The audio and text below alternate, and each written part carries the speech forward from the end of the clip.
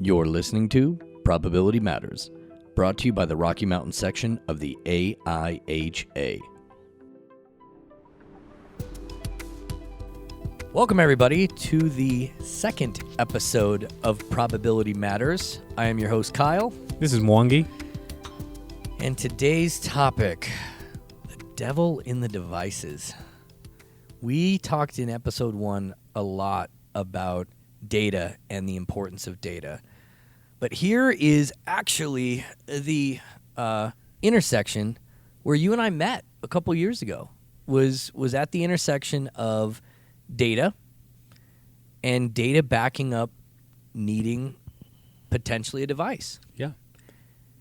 And again, in some of the things we talked about in episode 1, I think I'm at this state where with the devices, at least I see that are out there relative to health and safety, the data has become paramount or has become, over time, has become even more important than the device itself, right? Again, just like today, your phone, the data is worth more. You use it for data purposes more than you do to talk to people. Right. And that's why when you go in a Verizon store, they're selling you data as opposed to the way they used to sell you minutes 20 years ago. Right. Remember the rollover minutes? Those were the best. Those were the best ones. Yeah. Or the nighttime. It was like singular. They're not even around They're anymore. not around. Yeah. Yeah. You know, you had to wait till 7 o'clock or something to call somebody. Yeah. Because you didn't have enough minutes. Right. You know? Now you don't have enough data. Yeah. It's a data thing. I don't talk to you. I don't care about talking to you. Right. Man. It's about the data. Can I post my pic? Exactly. Or something like that. Right. So there's a devil in these devices, Kyle. Yeah. And I think we're gonna for the conversation today, we're going to talk about what's happened specifically within gas detection and gas monitors. I've spent the last 15 years of my career in this industry, and it's really, really interesting because these devices are, the gas detector replaced the canary in the coal mine. Yes. is the old saying. And I almost feel like they're a canary in the coal mine in terms of what it means on a digital front for safety. Here you have a piece of hardware that somebody is wearing that it has an ultimate conclusion of data and software. And you're seeing some of the most innovative work being done in this space with devices, although there's a lot of things in terms of fault protection, hearing protection that are right there. But gas detection is really at this frontier. And we were talking about episode 2. We wanted to talk about the devil in the devices because just because a device exists doesn't mean it's going to do everything that you want it to do. For example, we've seen a lot of people become more aware of their environments, that they are working around, let's say, hydrocarbons or other toxic gases. And they'll say, well, I got an answer for that. Here's a gas detector. Now, people may have heard this from me before, but I'm going to get on my tiny soapbox here. And one of the biggest things I have a problem with is how these devices are then categorized. So if you're putting safety behind a device, you ultimately believe, well, because the device exists, it is safe. And this has to be the most modern and up-to-date technology. And a lot of these safety technologies, again, we talked about in episode 1, there's not a lot of ROI in terms of venture capital and business capital to invest in these things. Mm-mm. So they get the latter part of the investments, and they're working off some old tech. So you've got new data capabilities inside a piece of equipment that is still reliant on old tech. And the device, for example, with a gas detector, it doesn't protect you from anything. And gas detectors get lumped into PPE all the time. I hate that. Thank you. I am not alone. Maybe it's just the two of us. And the reason I hate that is not because I don't feel that PPE is a legitimate industry. It absolutely is. It's just for the fact that a gas detector doesn't protect you. If you're wearing a hard hat and an object falls, now depending on the speed and the velocity, it may not completely protect you, but in general, yes, it's going to protect you. If a cloud of H2S comes, the gas detector isn't going to protect you. It's just going to scream at you, tell you, hey, here's H2S guy. Right. That's it. It is PAE, personal awareness equipment. And as we get more sensors and nodes on things, which is happening, that's only awareness. And the actual protection comes from the user being properly trained in doing what they need it to do. But here is where the catch is. if you are now putting a new device into an atmosphere or a situation wherein the device will always yell and scream, very quickly you're going to find that people are going to stop paying attention to it. And you're actually going to create more of a problem than you imagine. This is something I like to refer to as the Rodney Dangerfield effect. And have I told you about that one before? Yes. Yes. I know about it. Yes. Why don't you tell our friends about it? Yes. So if anybody remembers the comedian Rodney Dangerfield, he was always like, "Hey, I ain't no respect." And what can happen with devices is they quickly get no respect. So now we've got data. Cool. We're on that frontier. Data showed that we're getting much more exposures than we need, or many more deaths. And that data may have just come from paper logs, but we know people are dying. So we got to do something. So and they're dying from hazardous gases. So let's put gas detectors on them. We put gas detectors on them, and it comes to find out, like, oh, yeah, we're in around this a lot. Well, we've always been that way. So now you've got a device screaming at them. People are inherently going to want to do their jobs. They are not going to want to stop every time a device is beeping and booping at them. And so over time, that device gets less and less respect. It's all about the inputs and the outputs, right? So if we look at the relationship with our phones that we have, it's a really good relationship. I love my phone, right? My phone, when I travel or anywhere, right now, I can pull it out of my pocket and go anywhere in the world. And all it requires is that I charge it, I pay for a data plan, right? And that I don't break it. And the outputs are amazing, like tremendous outputs that happen as a result of this. Now, let's look at that same equation, input-output equation, in a gas detector. Okay, so I'm going to wear a gas detector on my person, and I have to charge it. Wait a minute, I have to calibrate this thing? And then it tugs on my shirt. Oh, it's heavy, and the screen's there, and then you tell me I gotta test this thing. Oh, but hey, we haven't told you the output. What's the output? Well, ladies and gentlemen, let me tell you what the output is. Constant alarms all day. That's right. Wah, wah, wah. Wah, wah, wah. That's not really something that a lot of people would raise their hand and sign up for. And so inherently, the input-output equation is not the same as it is with your phone, thus leading to the Rodney Dangerfield effect, where these devices are getting no respect. Your safety program or message gets less and less legitimate every time, and now you've just created an entire village of men, women, children who are all crying wolf, and we can't distinguish between the two. And so as we progress in safety, we really need to use these examples as cautionary tales of what can go wrong. There are a lot of times that I get questions from people. Well, can we have our H2S alarm be different than the other one? Well, why? Well, because that's the one that matters. Well, then why did you send out the other 4 gases with that? And by the way, beep, beep, or boop, boop, boop, people aren't going to know. And oxygen deficiency, that can kill you.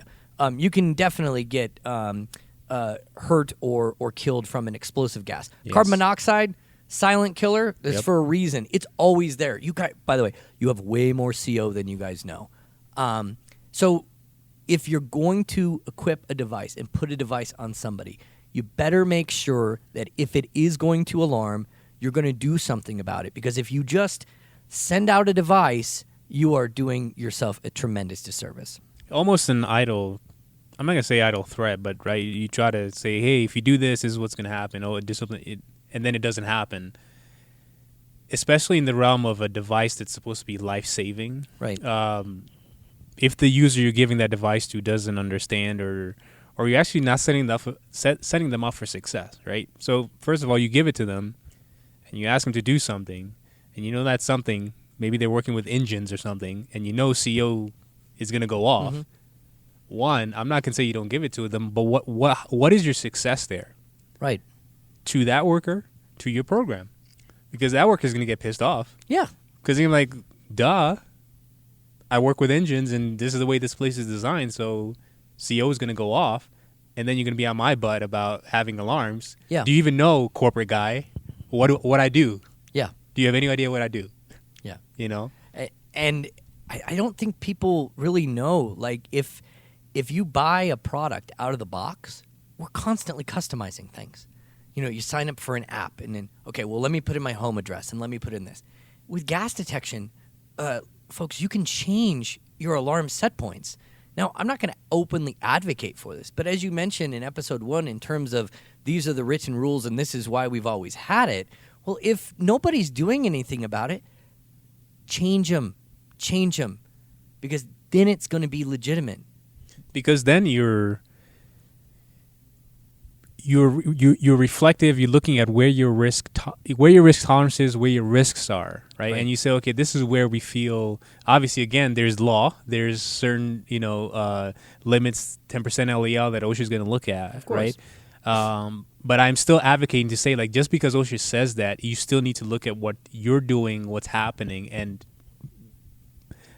define your risk. Yes. Right? And figure out your risk tolerance.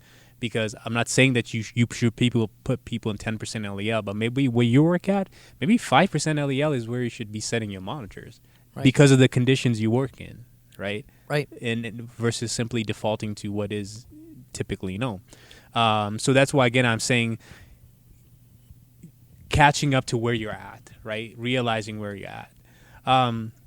So Kyle, with the devil in these devices, so is it, who should be the person to, so this worker that has this monitor is going off all the time, so who should be the person to start to fix things? Well, I think it's all about a feedback loop. So there's things that are happening in the field that's ultimately going somewhere. Well, let me put it this way. Assuming that you're looking at data. If you are putting devices out on people in the year 2020, you better be looking at data. Data is from, you would not, okay, let me put it this way. I think you just lost some people because some people just stuck their head in the sand. And that's fine. That's fine. We will get people out. We will get the sand out of your hair. But let me put it to you this way. Okay, I'm going to try to talk to you about 4 products. Tell me if you would buy any of these today. Okay, I'm going to sell you a laptop. Great deal. No internet connection whatsoever. Would you buy it? No. No. I got a great deal on a phone. Super good. It flips up, right? It's cool, right? I think actually this is a Razr phone from whenever. It can't receive text messages. All it can do is call. Would you buy that in place of a smartphone right now? I wouldn't even call that a phone anymore. Right. Yeah. Here's a home alarm system, but it won't let you know remotely where you're at if somebody's breaking in your home when you're not home. Would you buy that? No. Exactly. So in today's day and age, we reject certain old value propositions in our consumer lives. We need to start rejecting those value propositions in the open market because there is inherent possibilities that will occur from taking data and gleaming it from these devices. Absolutely. And so who should be leading that charge? That's a really good question. I think everybody's got a say in the matter. Everybody should have equal say. For example, if you have a strict guideline that or a standard that has been set forth, that is somebody who, let's say, is in a more corporate position would have a point of view from. And then you've got a point of view from somebody who's out there every day from the real part of it. And I think the great part about the data stream of it is that if everybody can look at it and have an honest conversation that involves everybody, then it's fine. So many times I find that these big decisions are made and these edicts are made, and then people end up with a device that they don't really need, but they're like, but I was told that I need to wear it to here, you know? And why am I wearing it in the first place? If your people don't know why they're wearing the device and the specific reasons, and you haven't had a sit-down conversation with them and say, this is this device. This is why this device exists. This is what this device is going to do for you. This is why it's here. Then there's a massively missed opportunity. If you're being told, here's a device, always turn it on, don't ask any questions, go about your business, and then they find that this is a really annoying device, but they have no room to speak on that, and there's no reasonable, manner or discussion, you're really going to lose a lot of people. And that's whether it's a smart device or not, right? Because one limitation I see is smart devices. They're smart in the sense like, let's say the corporate guy gets the data, Sure. or but it's not often shared back to the user, right? So the user's giving this fancy thing they got to wear, and it's so cool, Right. And it makes, I'm not gonna say make somebody else's job easier, but that other person is able to maybe get more data, maybe define risk a lot better. But it does. In some applications, it seems even these smart devices still don't benefit the actual person who's actually wearing them. In the same way, when you made earlier about my phone, as my phone gets updates, it makes things easier. The apps, they get updated, it makes things easier. More features are added. You, the user, are getting a direct benefit. I'm getting a direct benefit. As much as I'm like, oh, really? Do I need to upgrade again? But if I was to look at my iOS today compared to 5 years ago, it's a huge difference, right, in what I could do, right? Yes, absolutely. And I think we need to think about that engagement, that relationship that somebody is having with their device. For example, the value proposition, if unchecked, is I'm going to give you the video game controller with all the buttons and everything. No screen. Not going to understand where it's going, what the character is. Worst video game ever. No way. I'm done playing. Yeah. I'm taking my ball. I'm going home. Yeah. I want nothing to do with this. And so how do we create that amount of feedback to the user where they understand, and where can it benefit? And the problem with these is manufacturers are going to want to have features for every request that's out there ultimately. Yeah. But if unchecked, oh my goodness, I think we see it today in some social media or whatnot, but if you go through and you're not cleaning up that feed and removing your notifications and ignores, it gets overwhelming. And so now with these devices, if you don't go through and customize and understand what you want turned on and off, get ready. You think a text message from a refrigerator or an annoying picture from your Aunt Frida in Ohio, buckle up, because how about 400 notifications all in one day about some silly stuff that you didn't even know about? It's a problem. So, okay, you're making my life hard now, Kyle, because you're saying I can't just go out there and buy this device. I have to think about, one, what I'm going to do with it, how I'm going to give my feedback to my user. Then even that, like what the settings are, aren't you supposed to be the one telling me what my settings should be, Like, why are you making it so hard, Kyle? It should be really easy, okay? Because these are supposed to be smarter devices. They're supposed to make my life easier. But you're saying it's quite the opposite. They can make your life hell, right? They absolutely can. Hence the devil. Yeah, that's the devil. That's the devil in the device. No, you're right, and I think it's not. These devices were never. These are not convenient things. I mean, this is the trouble with these safety devices. These safety devices are supposed to make tomorrow better. And maybe if we can make them your today better, but they're here because you want tomorrow to happen. And I think that is really the challenge, is why you have the device in the first place. It is a challenge mechanism. It is an open statement to say, we're going to do something different about it. And sometimes that really means not a lot of that instantaneous benefit to the person that's using it or the program that's administering it. So it's a challenge. It's painful. So it's not easy. No, very, very difficult. Very, very difficult. But like most things in life, right? The hard things in life are worth it. If we lean into those things, if we lean into those obstacles and work with those challenges, ultimately we're going to get something around it. For example, I run in my spare time. Running is not normally put in the normal things that humans would categorize as fun. But I have to run. I have to run because I have this inherent high cholesterol from my lovely Nordic ancestors. And thanks, Grandpa Bob. You're welcome. Yeah.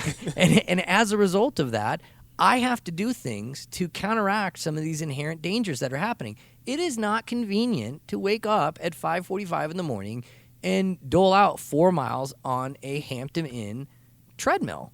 It is not. It is not convenient at all. Or if that doesn't exist, there's the bike that's there. I have to do this, and there's no other way to get around it. But doing so is going to make sure I'm doing everything I can to make sure that tomorrow has a better chance. And ultimately, it has been better, and it's not so hard now. But back when I first started running, that was so difficult. And what you noted through that experience is I had to change other stuff in my life to make that better, because that highlighted other stuff in my life that I wanted to change. And so all of these safety devices and all this be better it's not just be better for safety, it's operations you need to be better.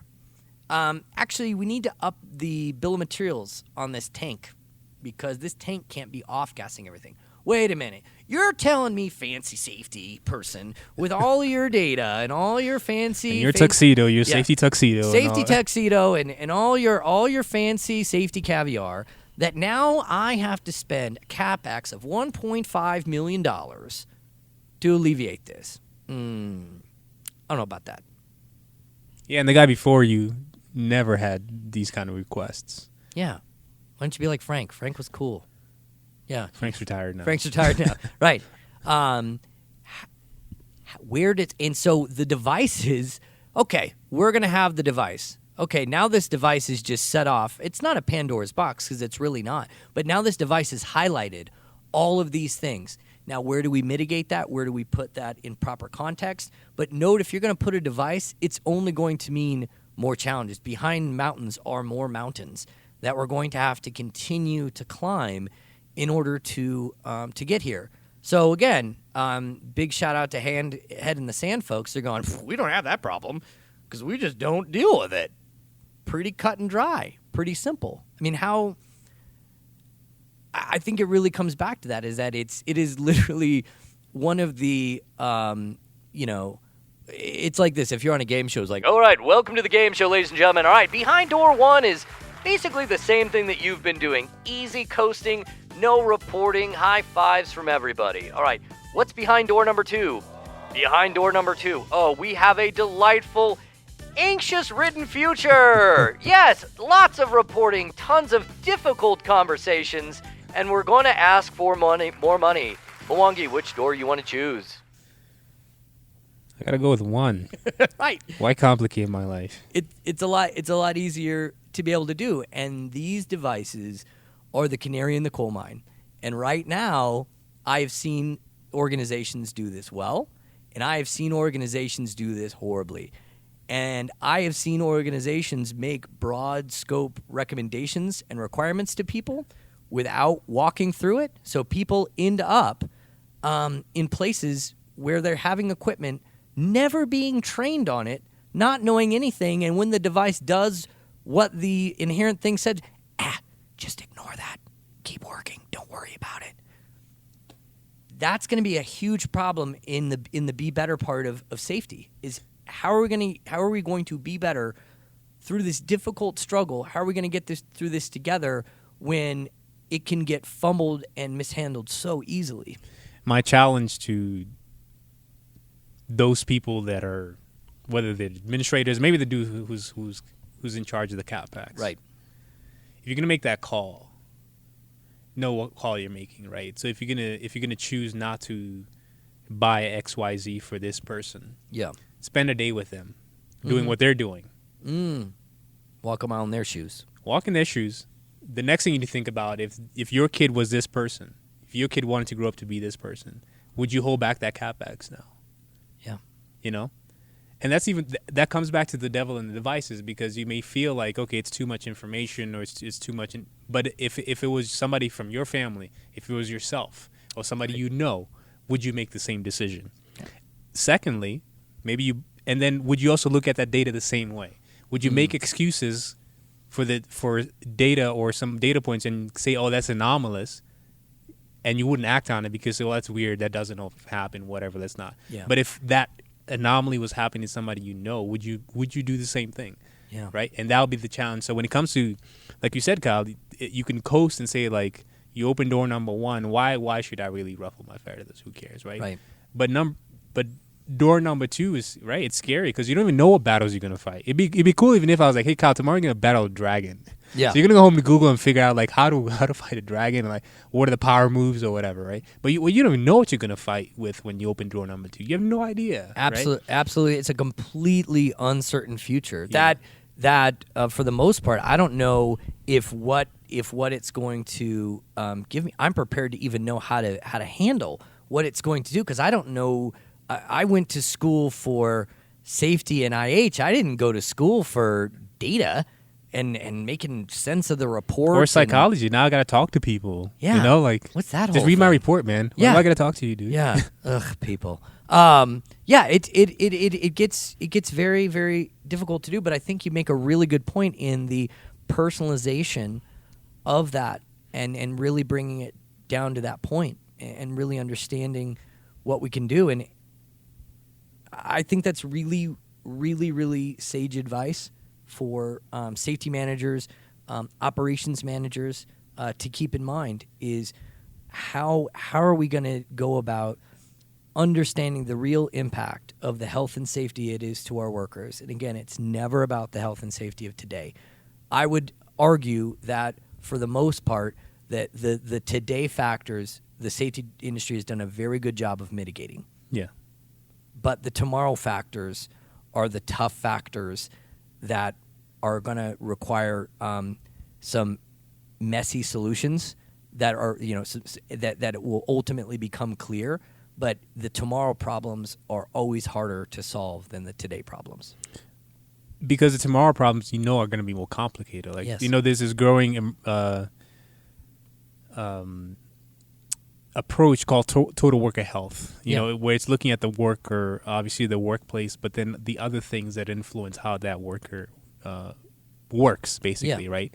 Right, and things like opioids and, prescription medication, it's a today thing, and it's going to be a growing tomorrow thing, right? So now we're not, yes, the dude has a seatbelt, he's got a safety device in his car or whatever, but there are other things that we have to, and this is getting maybe crossing the line into a personal space kind of thing, but that same person is coming to the workplace, right? And so how they show up can affect them and other people too. Right. So again, I'm not saying people need to be screened or whatever, but that's a door number 2. I have no idea how to fight this dragon. Yeah. But I know it's there. Yes. Right? Yeah, it's real, and everybody that's in this industry sees it every day, and they know that. And I don't have an answer for that. No. But so whether we get a new device we measure fit for duty with this fancy new device, and then we'll be good. But that doesn't mean it solves the underlying problem of maybe why this person has this issue. Right. It's come to Acme Company. All right, here's what we're going to do. We're going to equip you with tons of devices that are going to be a pain in your butt, and you could go work for the other guy, but please come work for us. Yet that company may have the best intentions of investing in total worker health, but at the same time create an unattractive workplace because they're trying to look out for their tomorrow. Yes, and I think the way I've seen total worker health done positively, what you pointed out is you actually talk to the worker and say, this is the point of this whole thing, this wellness thing. Right. So we want to create a workplace which benefits you. So it's not just like, hey, we want you to go home. Right. This is like, we want you to go home in the right mindset. Yes. Right? Which is different, right?